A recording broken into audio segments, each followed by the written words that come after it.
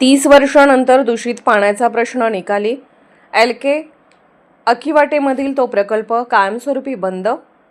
अर्जुनवाडसह घालवाड, कुटवाड, चिंचवड आणि उदगाव येथील सुमारे 40,000 ग्रामस्थांच्या जीवनमरणाशी संबंधित असलेला LK अकिवाटे औद्योगिक वसाहतीतील दूषित पाण्याचा प्रश्न अखेर मंगळवारी निकाली निघाला असून संबंधित दूषित पाणी प्रक्रिया प्रकल्प कायमस्वरूपी बंद करण्याचा निर्णय लेखी स्वरूपात घेण्यात आला.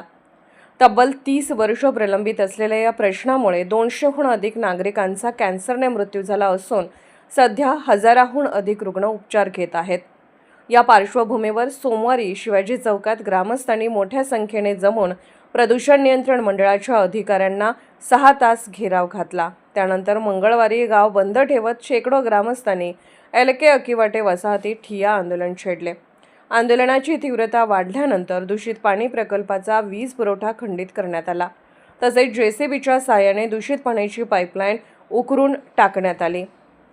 सदर प्रकल्प कायमस्वरूपी बंद करण्याचे लेखी पत्र वसाहतीचे पदाधिकारी व प्रदूषण मंडळाच्या अधिकाऱ्यांकडून घेतल्यानंतरच ग्रामस्थांनी आंदोलन मागे घेतले.